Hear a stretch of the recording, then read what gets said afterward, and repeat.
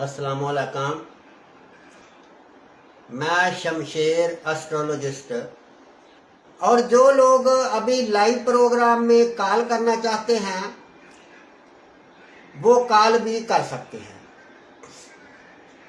हमारा WhatsApp number है 030748921112। दूसरा नंबर है हमारा 0346630692। इन दोनों नंबरों पे किसी भी नंबर पर आप मैसेज कर सकते हैं या कॉल कर सकते हैं। तो हर रोज की तरह आज भी दोस्तों हम आपके लिए एक कुंडली लेकर आए हैं जो कि आपको बताना चाहते हैं कि इल्मे नजूम कुंडली में कैसे काम करता है। तो ये एक कुंडली है जो कि 9वें महीने की 5 तारीख 1971 की है। वक़्त इसका पैदाइश का सुबह 1:30 का है AM। और जगह पैदाइश फैसलाबाद है। इस कुंडली में हम दो चीजें देखते हैं कि एक तो ये देखते हैं कि ये जो आदमी है ये काफी पढ़ा लिखा बंदा है और पढ़ा लिखा है और पढ़ने के बाद जाके इसको कोई नौकरी वगैरह नहीं मिली। तो दूसरा ये देखते हैं कि इसने अपनी शादी की और शादी करने के बाद इसकी बीवी जो है वो फौत हो गई है और दोबारा इसकी शादी नहीं हो सकी। और हालातों वाक़यात जो हैं ये इसके माली तौर पर भी बहुत कमज़ोर हैं। तो इसके ऊपर जरा निगाह डालते हैं और देखते हैं कि ये मामला क्यों बन रहा है। तो इस टाइम के मुताबिक हमने जब कुंडली बनाई तो कुंडली बुर्ज जोजा और स्यारा उसका अतारद ये निकली है। बुर्ज जोजा का स्यारा मरकरी है जो कि कुंडली के तीसरे घर में रजत में पड़ा हुआ है। हालांकि अगर पहले घर का मालक कुंडली के तीसरे घर में आ जाए तो वो बंदा दलेर होता है, मेहनती होता है, शेर की तरह बहादुर होता है और बहन भाइयों के साथ मिलकर रहता है और छोटे छोटे सफर करता है और भाई बहनों के साथ मिलकर ही वो तरक्की करता है। मगर पहले घर का मालक जब कुंडली के तीसरे घर में गया और एक तो वो 3 डिग्री और 52 दकीके का है, यानी पहला घर जो है इसका मालक 3 डिग्री 52 दकीके पर है जो कि दर्जों का छोटा है। यानी स्यारा कम से कम नहीं तो 0 से लेकर 6 डिग्री के अंदर होना चाहिए। जो 6 डिग्री से कम है वो स्टार अभी बच्चा है, वो रिजल्ट देने के काबिल नहीं होता। तो तालिया का मालक 6 डिग्री से छोटा है और दूसरे नंबर पर ये रजत में चल रहा है। जिस स्टार के आगे R लिखा होता है वो स्टार रजत में होता है। तो इसके आगे R लिखा है तो जिसका मतलब ये है कि जब ये बंदा पैदा हुआ था तो इसका स्टार जाती यानी इसकी तरक्की, इसकी बॉडी, इसकी सोच, इसका दिमाग, इसका यानी पहले घर का मालक जो है ये उल्ट चल रहा है। जब कोई स्यारा उल्ट हो जाता है तो वो बीमार की तरह हो जाता है। कि जैसे कोई लागत बीमार हो, यानी ऐसा बीमार हो कि जैसे हर तरह से उसको जवाब हो गया हो और उसके लिए सब दरवाजे जो हैं ये बंद कर दिए जाएं। तो इसी तरह पहले घर का मामला जो था ये बिल्कुल डेड हो गया है, यानी इसकी सारी शक्ति जो थी पहले घर की वो सारी की सारी बेकार हो गई है। तो अब देखते हैं कुंडली का दूसरा घर। तो दूसरा घर जो है ये बुर्ज सरतान है और इसमें केतु बैठा हुआ है और इस घर का जो मालक स्यारा है ये कुंडली के 9वें घर में पड़ा हुआ है बुर्ज दिल्लू में। तो बुर्ज दिल्लू जो है ये स्यारे जोहल का घर है।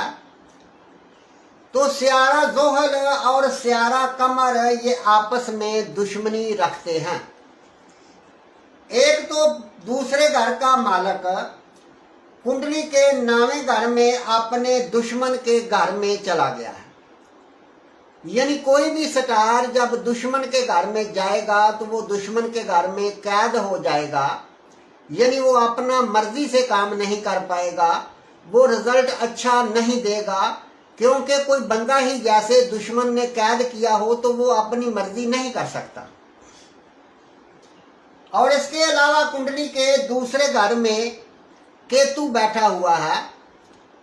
तो केतु जो है ये बुर्ज सरतान में ये भी अपने दुश्मन के घर में माना जाएगा, क्योंकि बुर्ज सरतान जो है ये स्यारे कमर का चांद का घर है और चांद एक अजाला है, यानी ये अजाले का घर है।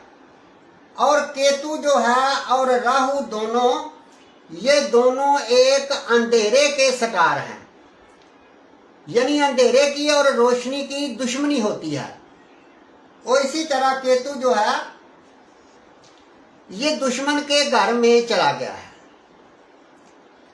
तो इसी तरह हम कुंडली का तीसरा घर देखते हैं। तो तीसरे घर का मालक तीसरे ही घर में पड़ा हुआ है और जो के बहन भाइयों, हालांकि ये तीसरे घर का मालक जो है ये स्यारा शम्मश है। स्यारा शम्मश या स्यारा मरीख ये दोनों ही आतशी स्टार हैं और ये दोनों ही पापी स्टार भी माने जाते हैं।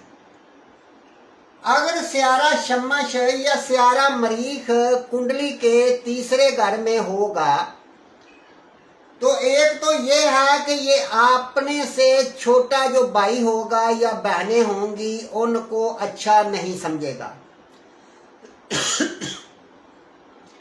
या ऐसा है कि जो छोटा होगा उसको ये स्टार मार देगा। इसी तरह स्यारा वीनस जो है ये कुंडली के 5वें घर का मालक होकर कुंडली के तीसरे घर में बैठा हुआ है। तो तीसरा घर जो होता है ये भी तलीम से ही तल्लक रखता है। तो जो कि 5वां घर है ये जहानत से तल्लक रखता है। तो जिसका मतलब ये है कि कुंडली के 5वें घर का मालक कुंडली के तीसरे घर में अगर चला गया तो ये बंदा पढ़ा लिखा होगा। और 5वां घर जो है ये मोहब्बत का भी है, तो ये बंदा मोहब्बत के पीछे शदाई होगा, यानी औरतों का पीछा करने वाला होगा और जो भी रुपया पैसा इसके पास आएगा ये सब का सब रुपया औरतों के पीछे ही बर्बाद करेगा और जलील किस्म का इंसान होगा, बकारी किस्म का इंसान होगा, यानी इसको कोई शर्म नहीं होगी, यानी इस तरह का इंसान होगा। और इसी तरह कुंडली का चौथा घर जब देखते हैं और चौथा घर जमीन गाड़ी मकान से जायदाद से या घर के सुख से तल्लक रखता है। और पहले घर का मालक और कुंडली के चौथे घर का मालक दोनों घरों का मालक स्यारा मरकरी है, जो कि कुंडली के तीसरे घर में बैठा हुआ है, रजत में बैठा हुआ है। जैसे मैं पहले बता के आया हूं कि जब स्टार उल्ट हो जाता है तो उसके लिए सब दरवाजे बंद की हो जाते हैं, यानी घर का सुख, गाड़ी, मकान, प्लाट, जमीन वगैरह, ये भी इसके लिए बुरा रिजल्ट देगा, यानी कोई इसकी प्राप्ति या कोई इस तरह की चीज नहीं बनेगी।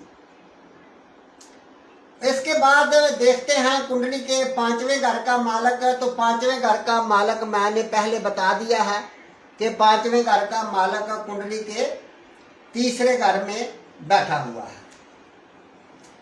इसी तरह स्यारा मुश्तरी है, तो स्यारा मुश्तरी कुंडली के छठे घर में बैठा हुआ है। तो स्यारा मुश्तरी जो है ये कुंडली के सतवें घर का और कुंडली के 10वें घर का मालक है। अब देखना ये है कि ये बात जो मैंने पहले बताई थी कि ये इसकी शरीके हयात पहले फौत हो गई है और इसके बाद इसकी शादी नहीं हो सकी, तो ये पॉइंट आपके सामने आ गया। और ऊपर मैं बता के आया हूँ कि मालो दौलत जो है इसके पास नहीं आएगी या बहुत कम आएगी, क्योंकि केतु दूसरे घर में अपने दुश्मन के घर में बैठा हुआ है और दूसरे घर का मालक भी अपने दुश्मन के घर में बैठा हुआ है। तो जो सतवें घर का मालक और 10वें घर का मालक, सतवां घर जो है ये बंदे की बीवी से या शरीके हयात से तल्लक रखता है, और सतवां घर बंदे के रोजमर्रा के कामों से भी तल्लक रखता है। सतवां घर बंदे के व्यापार से भी तल्लक रखता है, और 10वां घर जो है ये बंदे की इज्जत से, बंदे के रोजगार से, गवर्नमेंट से तल्लक रखता है। तो इसी तरह 10वां घर और 7वें घर का मालक कुंडली के छठे घर में चला गया। यानी छठा घर जो होता है ये मखालफत का होता है, दुश्मनी का होता है, कोर्ट केस का होता है। तो इसी तरह जब 7वें घर का मालक छठे घर में चला गया तो ये जो बंदा है ये बंदा अपनी शरीके हयात के साथ दुश्मनी करेगा, यानी इसको दुश्मन की जरूरत नहीं है। यानी इसकी और इसकी शरीके हयात जो है इन दोनों के दरमियान दुश्मनी होगी, और हो सकता है कि ये कोर्ट केस तक बात पहुंच जाए और लड़ाई झगड़ा रोजाना होता रहेगा। और दूसरा ये है कि अगर कुंडली के 7वें घर का मालक कुंडली के छठे घर में या कुंडली के 8वें घर में या कुंडली के 12वें घर में चला जाए,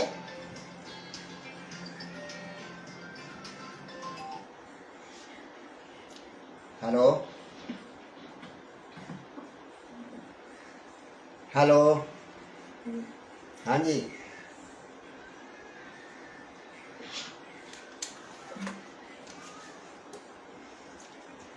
अगर 7वें घर का मालक यानी इन घरों में चला जाता है तो वो नहस हो जाता है, वो पापी हो जाता है।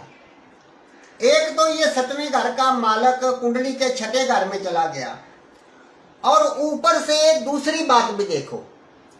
दूसरी बात ये देखो कि स्यारा जोहल जो है ये 7वीं नजर से कुंडली के 7वें घर को देख रहा है। पापी स्यारा कुंडली के 7वें घर को देख रहा है।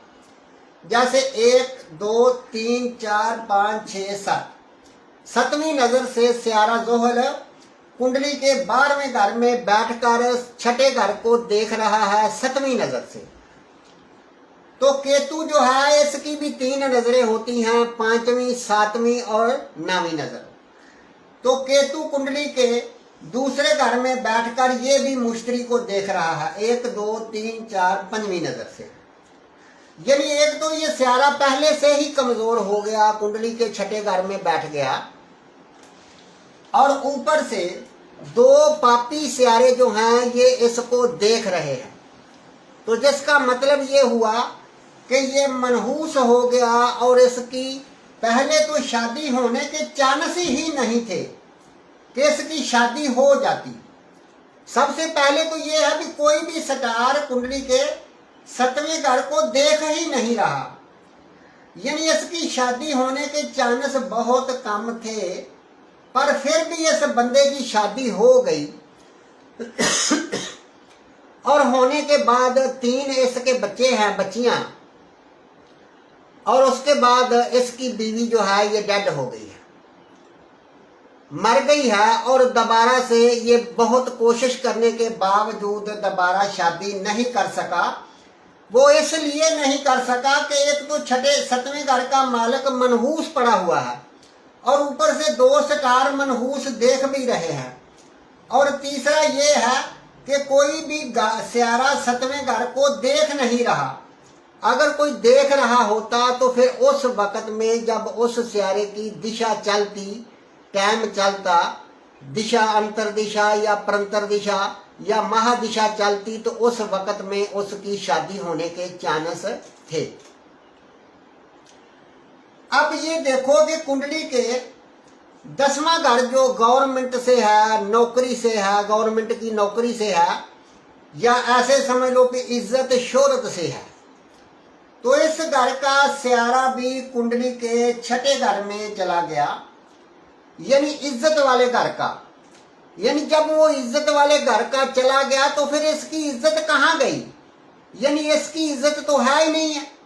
यानी ये तो एक बेइज्जत किस्म का इंसान है, यानी इसको इज्जत बेइज्जती से कोई बात नहीं है कि मेरी इसमें इज्जत है या बेइज्जती है। दूसरा ये है कि ये बंदा काम काज के लिहाज से, नौकरी के लिहाज से, बिजनेस के लिहाज से भी इसका स्यारा आउट हो गया है।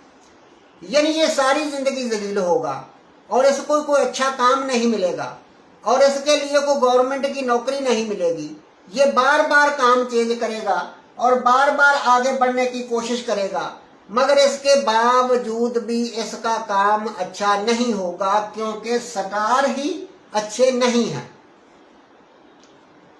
इसके बाद कुंडली के 8वें घर में देखते हैं कि कुंडली के 8वें घर में पड़ा हुआ है राहु और मरीख। मरीख हालांकि इस घर में उच्च का बैठा हुआ है, शर्फ का बैठा हुआ है। कुछ लोग कहते हैं कि अगर 6ठे घर का मालिक 8वें घर में चला जाए तो ये प्रीत राज योग बनाते हैं, बहुत फायदा देते हैं, ऐसा होता है।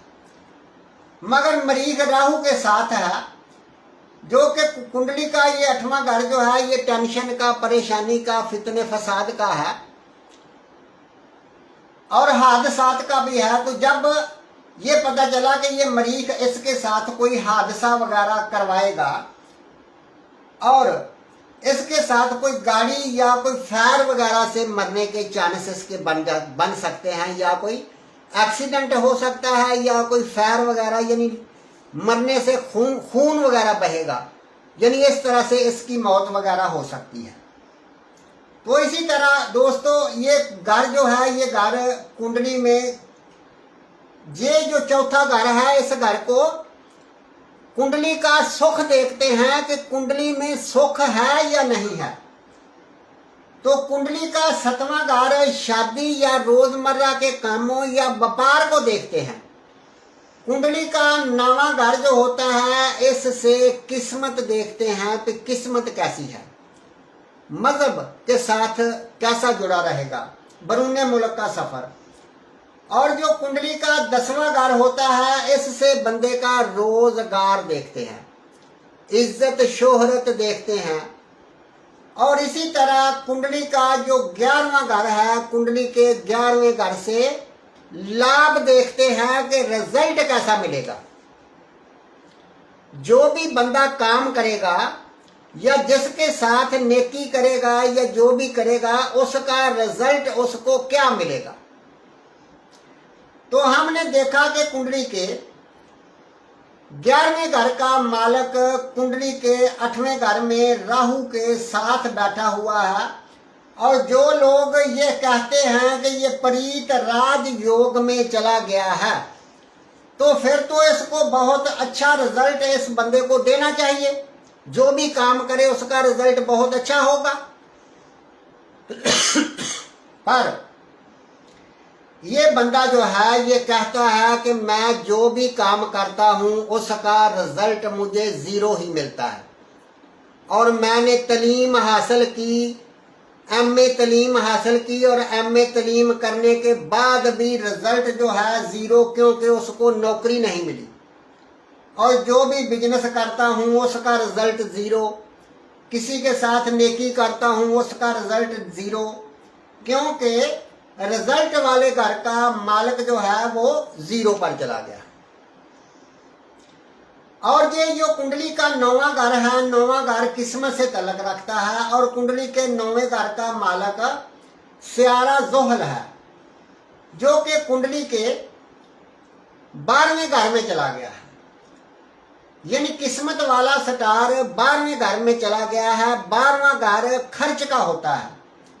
तो ये जो बंदा है ये खर्च कर देगा, यानी जो इसके पास रुपया आएगा तो पापी सियारा है ज़ोहल, यानी ये बंदा पापी कामों के ऊपर, बुरे कामों के ऊपर रुपया खर्च करेगा। जब ये रुपया बुरे कामों के ऊपर खर्च करेगा तो इसके पास जमा नहीं होंगे, इसी तरह रुपया आएगा भी नहीं और खर्च भी होता रहेगा। तो दोस्तों इसी तरह कुंडली जो होती है इसी तरह देखी जाती है और इसी तरह कुंडली पढ़ी जाती है। और ये जो मैं आपको बता रहा हूँ ये मैं आपको एक सादा से तरीके से बता रहा हूँ। यानी कुंडली पढ़ने के लिए सबसे पहले तो ये बात है कि एक एक स्टार के पीछे एक एक किताब लिखी है, तो ये यहाँ बैठकर ये कर सकता है वो कर सकता है। और इसके बाद ये जो स्टार हैं यहाँ बैठे होते हैं, इनके नक्षत्रों को चेक किया जाता है। और इसके बाद ये जो स्टार होते हैं ये कुंडली है, इसको D9 कुंडली बोलते हैं। D9 कुंडली में जाके चेक किए जाते हैं।